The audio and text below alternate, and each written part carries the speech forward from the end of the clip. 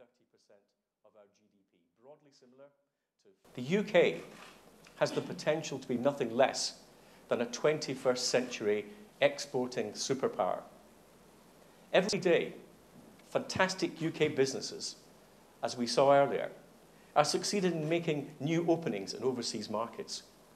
However, there are still many opportunities left unrealized, and that is what this strategy is intended to change. It builds on the government's industrial strategy with the ambition of making exporting the norm, not the exception, and working with business to give them the tools they require to unlock our economic potential.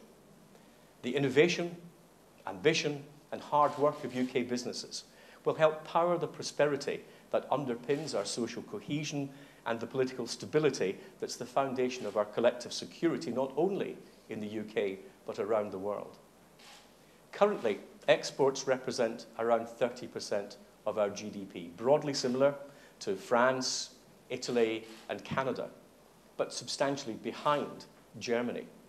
And given the strength of the UK economy, we should be reaching for the top of the pack, not lingering in the middle.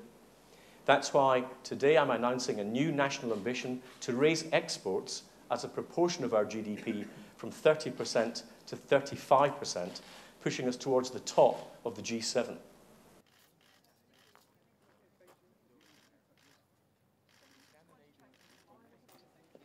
many people do you employ here?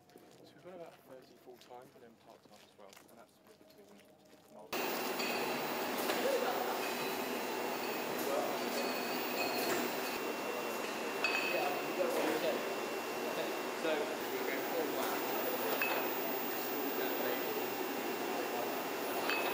Well, there are phenomenal growth opportunities in the global economy at the present time. And the United Kingdom has a lot of untapped potential in exporting. We are one of the world's biggest exporters of goods and services, but as a proportion of our total national income, we are too far down the league. So we want to get Britain to take advantage of these opportunities, to improve our ambitions, to raise our horizons, and to think in a longer time scale.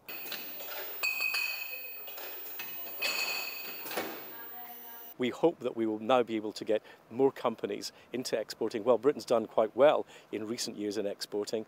It's been largely because the current exporters are doing more rather than new exporters are coming in. And I particularly want to see small and medium-sized businesses getting into exporting.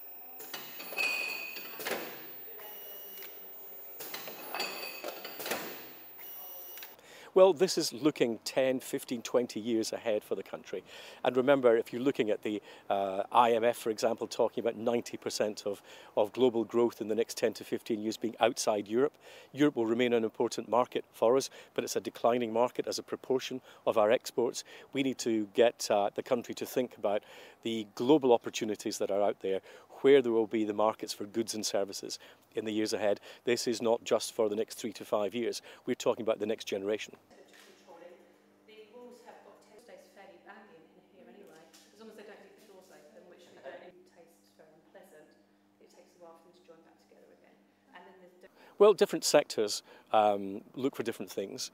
If you're looking at pharmaceuticals, for example, they'll look for close alignment with Europe. But we have a lot of exporters that don't export to Europe at all. And for them, Brexit is something of a sideshow. So the government's balance is to get access to the European market as much as we can. It's still a sizable proportion of our exports without tying our hands in terms of the wider opportunities that will come later on. A year to 3, 4 years, maybe longer for ageing before we can finish them.